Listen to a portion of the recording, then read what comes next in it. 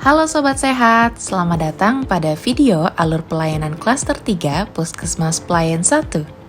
Pelayanan klaster 3 akan dibagi menjadi gawat darurat dan non-gawat darurat. Dalam kondisi gawat darurat, petugas akan mengarahkan pasien ke ruang tindakan atau ruang gawat darurat untuk mendapatkan penanganan segera. Apabila kondisi dapat ditangani di puskesmas, maka akan segera ditindaklanjuti. Sementara apabila kondisi pasien membutuhkan penanganan lebih lanjut, akan dilakukan tindakan merujuk ke fasilitas kesehatan rujukan tingkat lanjut. Pada kondisi non-gawat darurat, pasien yang datang akan diminta melakukan screening dengan menyiapkan dokumen berupa kartu identitas dan juga kartu BPJS. Selanjutnya, screening awal akan dilakukan dengan mencocokkan data pasien dan juga mengukur status antropometri pasien berupa tinggi badan pasien dan juga berat badan pasien. Screening awal diakhiri dengan memberikan nomor antrian kepada pasien. Nomor antrian tersebut digunakan untuk mendaftar, yang nantinya pasien akan diberikan kertas retribusi sebagai tanda pendaftaran telah berhasil. Petugas kemudian mengarahkan pasien ke ruangan pelayanan klaster 3, pelayanan kesehatan usia produktif dan lansia. Pada tahap ini akan dilakukan pemeriksaan tanda vital seperti tekanan darah, nadi dan juga temperatur, dan juga screening menurut siklus hidup pasien. Screening dapat dilakukan oleh dokter, bidan, dan juga perawat sesuai dengan kapasitasnya masing-masing. Berikut merupakan berbagai pelayanan dan screening yang dapat dilakukan di puskesmas. Screening obesitas dilakukan dengan mengukur tinggi badan, berat badan, dan lingkar perut pasien usia dewasa. Screening hipertensi dilakukan dengan mengukur tekanan darah kepada pasien usia dewasa dan juga lansia.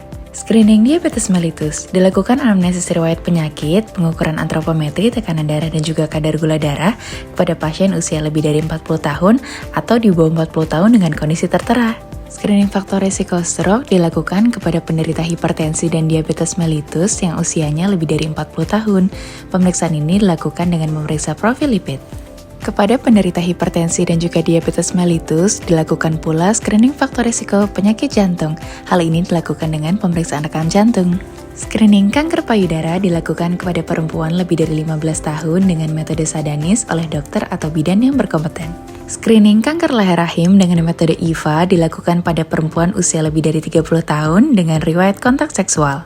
Screening kanker paru dilakukan pada pasien usia lebih dari 40 tahun dengan riwayat merokok lebih dari 30 tahun, usia 50 tahun dengan riwayat merokok lebih dari 20 tahun, dan juga pasien dengan riwayat kanker paru pada keluarga. Apabila ditemukan satu dari kondisi tertera, akan dilakukan perujukan ke fasilitas kesehatan rujukan tingkat lanjut. Screening kanker kolorektal dilakukan kepada individu usia 50 tahun ke atas atau yang memiliki riwayat sesuai dengan yang tertera.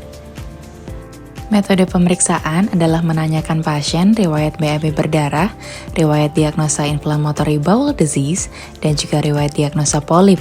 Setelah itu akan diperiksa colok dubur dan juga samar feses.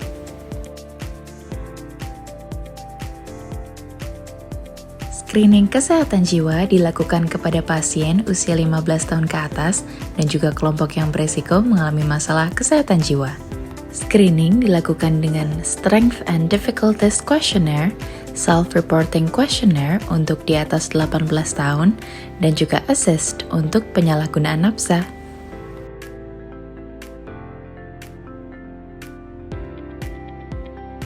Screening thalassemia dilakukan pada anak usia lebih dari 2 tahun yang memiliki saudara kandung penyandang thalassemia atau riwayat keluarga dengan transfusi darah rutin.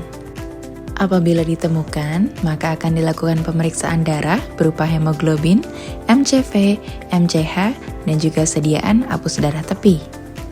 Apabila hasil mengarah ke thalassemia, akan dilakukan perujukan ke fasilitas kesehatan rujukan tingkat lanjut. Screening penyakit paru obstruktif kronis atau PPOK dilakukan pada sasaran usia 40 tahun ke atas. Screening ini dilakukan dengan menggunakan instrumen kuesioner PUMA. Screening tuberkulosis dilakukan dengan menanyakan tanda dan gejala kepada pasien yang berkontak dengan pasien tuberkulosis, orang dengan HIV atau AIDS, penyandang diabetes, ibu hamil, kondisi ekonomi rendah, perokok, gizi buruk, stunting, dan juga kelompok resiko yang lain. Screening malaria dilakukan kepada usia dewasa dan lansia yang datang dengan gejala malaria, tinggal di daerah malaria, dan mempunyai riwayat sakit sebelumnya atau berkunjung ke daerah endemis malaria. Kemudian akan dilakukan pemeriksaan hapusan darah tepi yang dilihat di bawah mikroskop.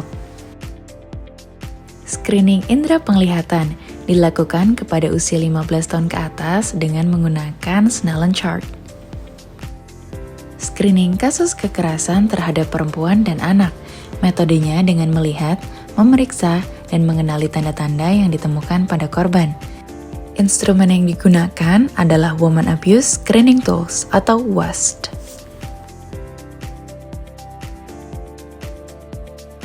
Klaster 3 juga menyediakan pelayanan kesehatan reproduksi, seperti pelayanan kesehatan reproduksi bagi calon pengantin, screening layak hamil bagi pasangan usia subur, dan juga pelayanan keluarga berencana.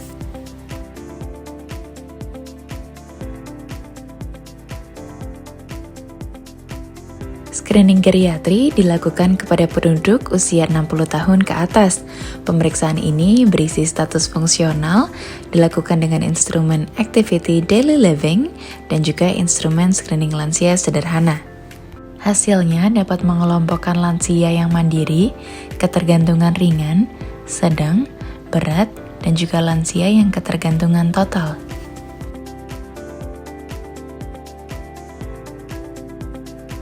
Selanjutnya, pelayanan umum, di mana pasien bertemu dengan dokter untuk berkonsultasi tentang keluhan, mendapatkan pemeriksaan fisik yang sesuai, diagnosis, dan juga edukasi tentang penyakitnya. Setelah melakukan pelayanan, dokter akan memberikan kembali karcis berisi data registrasi kepada pasien untuk kemudian diserahkan kepada pelayanan selanjutnya. Selain pelayanan umum, puskesmas juga menyediakan pelayanan kesehatan gigi dan mulut.